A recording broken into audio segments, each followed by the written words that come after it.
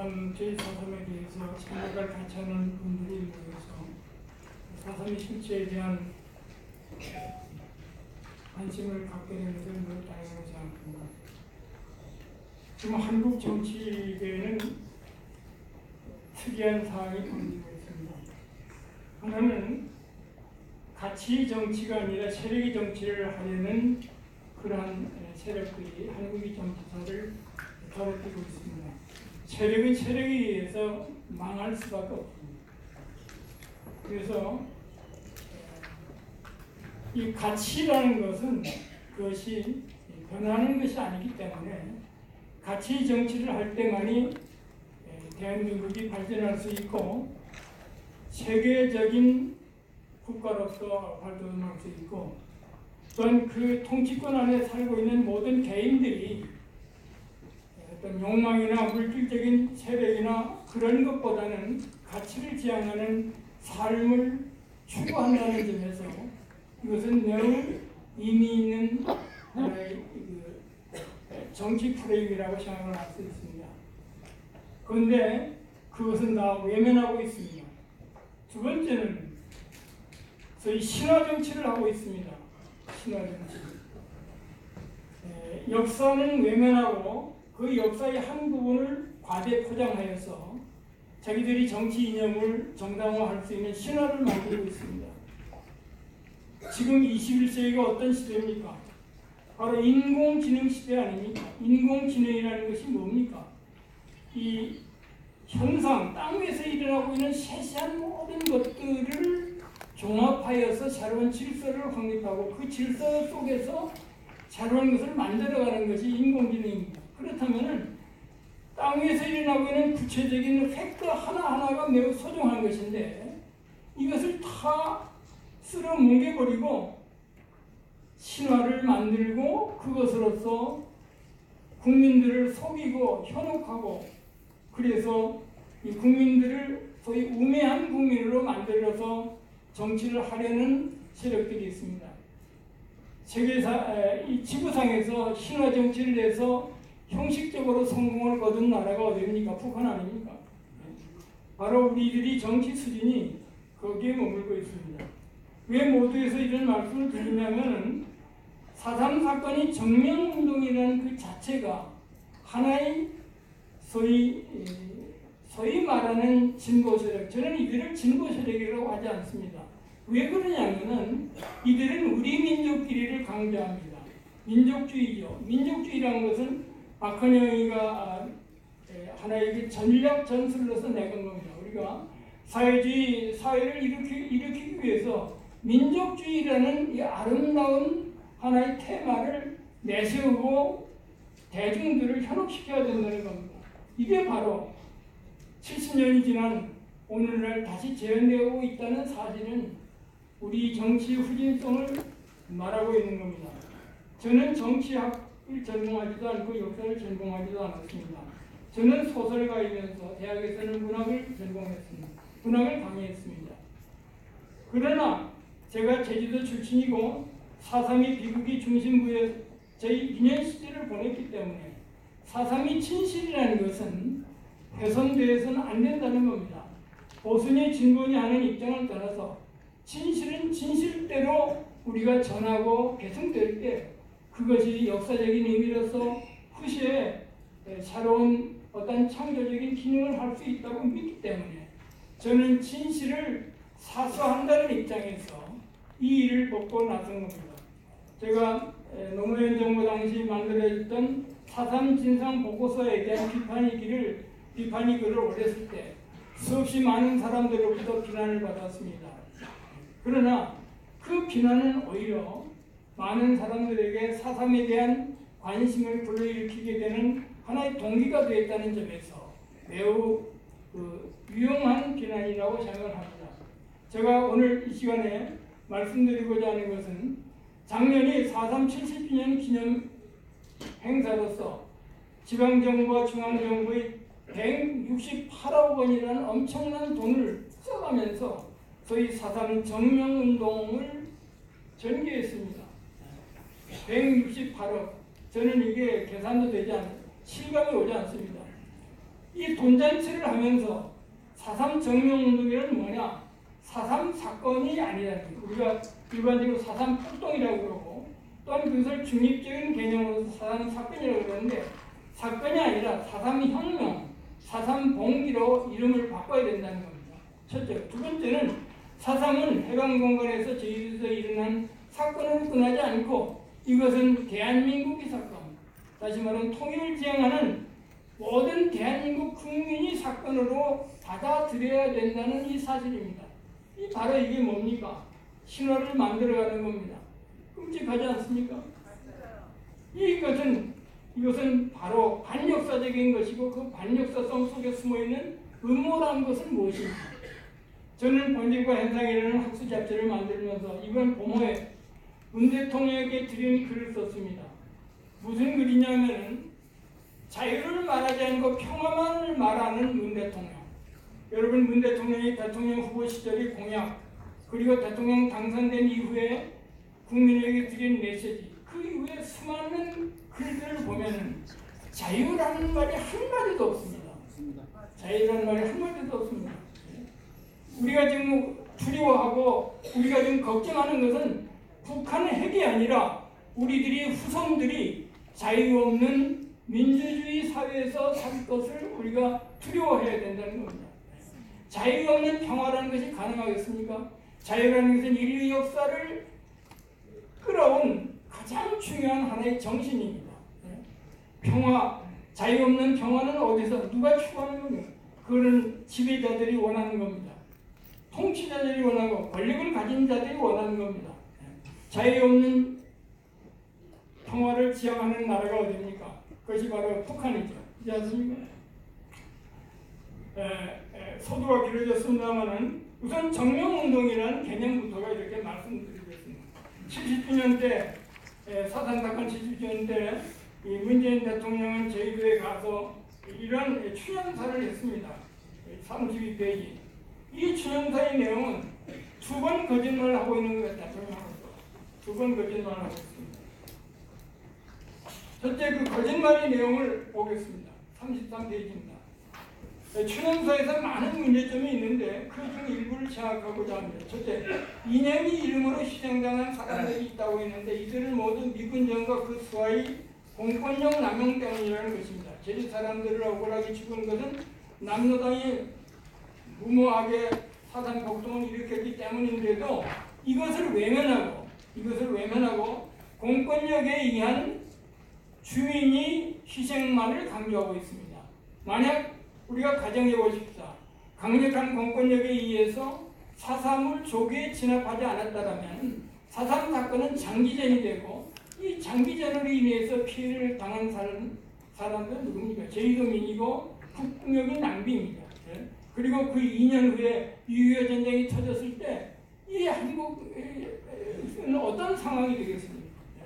우리가 저희 인권이라는 이 말은 매우 아름다운 말입니다만은 그러나 인권이라는 포장된 언어 속에서 숨겨진 이들의 음모는 매우 위험한 것입니다. 두 번째는 대통령 죄 없는 양민들이 죽음을 당하게 되었는지 그 원인을 알면서도 거짓말을 했습니다. 이들이 죽음의 원인은 4월 3일 남로당에 의해서 자행된 폭동이 있습니다. 그리고 이것은 폭동이 있는지 뻔히 알면서도 의도적으로 외면하고 있습니다. 그런데 4.3 70주년 추념일에 그 추념사에는 4.3 희생자 추념이면서 4.3 사건은 하나도 없습니다. 단지 공권력에 의해서 희생당한 주민에 대한 정부의 책임과 그에 대한 보상을 약속하는 그 수준으로 끝났다 이거죠. 왜 4.3을 없애고 4.3의 실체를 외면하고 어떻게 4.3을 극복할 수 있습니까? 세 번째는 대통령으로서 국가 비상사태에서 계엄령을 선포하는 통치행위 자체를 부정하고 있습니다. 대통령이 통치행위를 부정한다면 그것은 어떻게 해요? 그것은 하나의 대통령으로서의 직무유기인 것입니다. 그래서 단지 소위 4.3 사건을 진압하기 위한 이 계엄령 선포를 인권을 탄압하기 위한 무자비한 공권력인 남용으로만 해석하는 그 근시안적 태도가 대통령에서 대통령이 발상이라고 생각할 때 매우 두려움이 크지없습니다. 3제4 네 번째는 가족 중 한 사람이라도 없으면 도피자 가족이라는 이유로 죽임을 당했어요. 이것도 거짓말입니다. 과대 포장입니다. 혹 이런 경우도 있었습니다.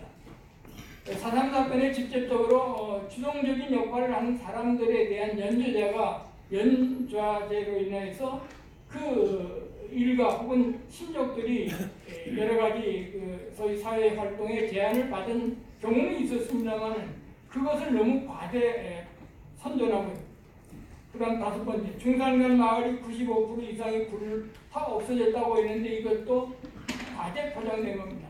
중산간 부락은 전략지역으로 정했습니다. 왜 그러냐면 중산간 부락은 완전히 해방구였습니다. 해방구였기 때문에 중산간 부락 주민들과 소위 인민유격대 폭도들과의 관계를 단절시키기 위해서는 중산간 부락을 전략지역으로 정할 수밖에 없었습니다. 그래서 어떻게 되냐면 중산간 부락 주민을 소개시키고 그 다음에 거기 가옥들과 식량들을 소각시키고 그럼으로 인해서 중산간 부락 주민들과 소위 폭도들을 관계를 끊어버리는 것이 주민들을 위해서도 필요한 조치이고 또한 폭도들이 전략을 약화시키는 그 폭도 진압하는 데 매우 유용한 방법이라고 생각했던 것. 그러나 그것이 그 진압군 토벌대들이 지휘관에 따라서 어떤 데는 주민을 소개하지 않고 소각시키는 경우가 있었고 거기에서 여러 가지 그 부작용이 있었던 것은 틀림없습니다만 그러나 전부 95% 이상이 훑어 없어졌다는 것은 이건 너무 대통령으로서 말이죠. 국민들을 속이는 하나의 오해입니다. 6번째, 이 사건으로 죽은 자가 3만이라는 것도 근거가 없습니다. 아까 발표하신 분도 지금 신고된 것이 약 14,000 몇백 명이죠. 신고 누락자를 다 합친다 그래도 이것이 2만 명이 되진 않습니다. 그런데 3만 명, 어떤 데는 뭐 6만 명 이렇게 부풀리는 것도 도대체 공권력의 남용이라는 것이 이들이 가지고 있는 하나의 사삼에 대한 그 인식이 핵심에 있는 것입니다. 그런데 추념사는 이 정도가 아닙니다. 제가 그 내용을 하나 보겠습니다. 아직도 낡은 이념이 굴절된 눈으로 사삼을 바라보는 사람들이 있습니다. 아직도 대한민국엔 낡은 이념이 만들어낸 칭호와 적대의 언어가 넘쳐납니다. 이제 우리는 아픈 역사를 직시할 수 있어야 합니다. 우리 스스로도 사삼을 직시할 수 있어야 합니다. 낡은 이념이 틀에 생각을 가두는 것에 벗어나야 합니다. 이것은 제가 문 대통령에게 되돌려 드리고 싶은 말입니다. 낡은 이념이 틀 속에서 사삼을 바라보는 자가 누구냐입니다. 그렇지 않습니까? 예.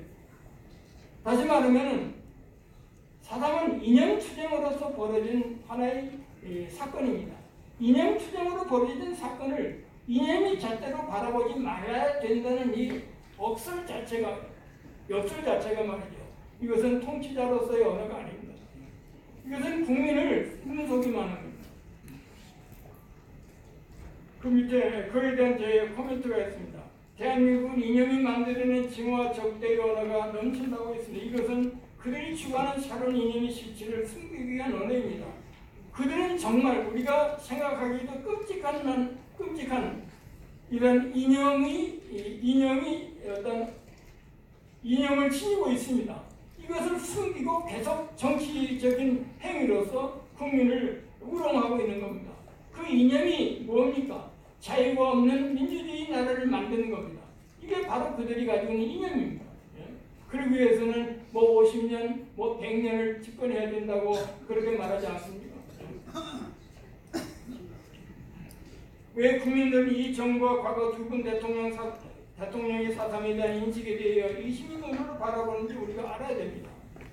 그런데도 오히려 정직하게 역사를 바라보는 사람들을 이념이 만들어낸 징후와 적대의 언어 생산자로 매도하고 있습니다. 그 다음에 사삼을 직시해야 한다면서 오히려 사삼을 외면하는 세력들을 숨기고 있습니다. 사삼을 직시해야 된다면 뭡니까? 사삼이 동기와 사삼 사태의 초기 상황, 다시 말하면 주도권을 저희 남노당이 주도권을 잡고 제주도의 우익 인사들을 피해 테러를 했던 그 상황, 그것을 외면하고 있습니다. 제주도는 여러분들이 당시만 해도 상당히 미풍양속으로 인해서 다시 말해 친족 공동체, 마을 공동체 이런 공동체가 잘 운영되는 지역이었습니다. 그러나 이 4.3 사건으로 인해서 뭡니까? 친족 공동체가 파괴되었습니다. 마을 공동체가 파괴되었습니다. 이것은 우리가 수치적으로 말할 수 없는 엄청난 피해를 제주도 사람들에게 갖게 되었고, 그래서 정신적인 트라우마에 갇혀 있습니다. 이것을 외면하고 말입니다. 4.3을 이야기하고 공권력인 남용을 말하는 그 자체가 국민들을 우롱하는 처사입니다. 그렇다면 제주 4.3 반란이란 무엇인가? 이것은 제가 생략을 하겠습니다. 왜냐하면 아까 분이 말씀드렸기 때문에. 그 다음에 정명운동의 실체에 대해서 제가 말씀드리겠습니다. 36페이지. 모두에서 제가 말씀드렸습니다. 정명운동이라는 것은 4.3 사건은 정의로운 민정공기라는 겁니다. 정의로운 민정공기. 정의로운 다시 말하면 외세를 극복하고 민족 어떤 공동체를 위해서 필요한 하나의 운동이라는 겁니다.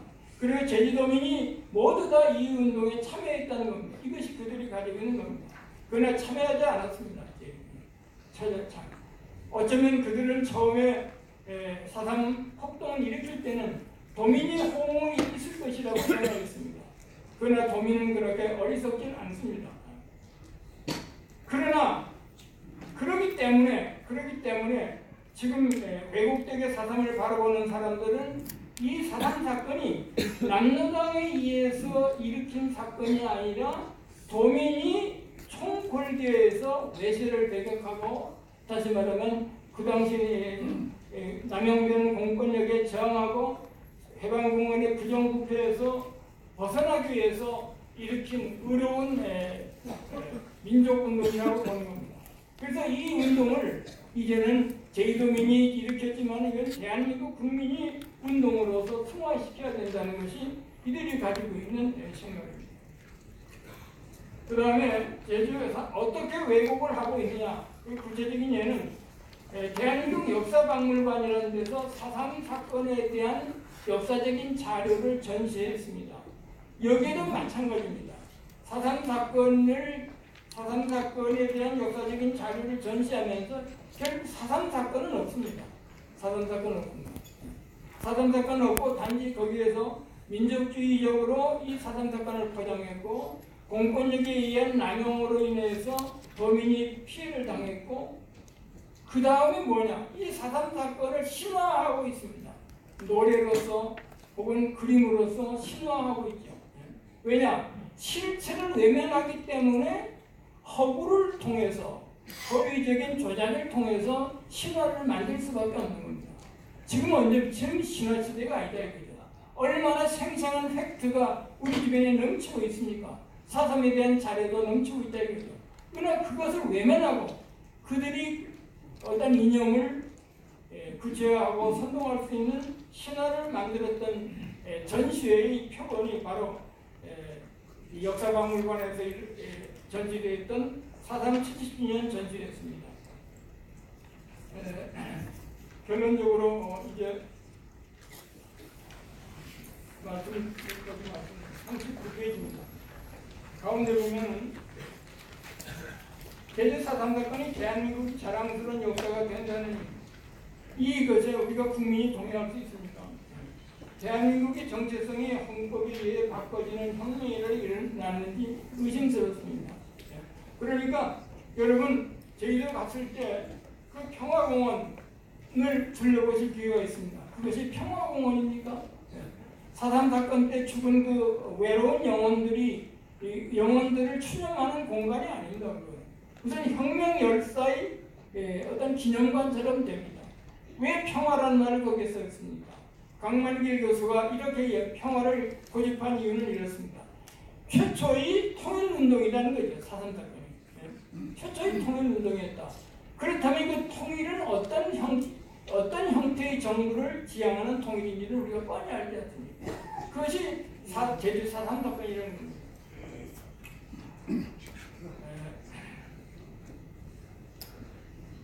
우리가 4.3 사건 하나만을 가지고 우리 생각한다면 이것이 바로 통일운동의 하나고 새로운 우리 역사로 받아들여지게 된다면 이것은 대한민국의 정체성을 우리가 부정하는 것이면서 또한 자유 없는 민주주의 국가를 위한 이들이 음모의 출발이라는 점을 여러분은 생각해야 됩니다. 4.3 사건은 결코 제주도 사람의 사건이 아닙니다. 이제는 4.3 사건을 정치적으로 이용하려는 이 세력에 대한 우리들의 관심은 바로 자유 없는 민주주의 국가를 만들려는 이들의 음모에 대한 우리들이 싸움이 시작이라고 생각을 합니다. 우리들 후손에 정말 자유 없는 민주주의 국가를 물려줄 수는 없습니다. 감사합니다.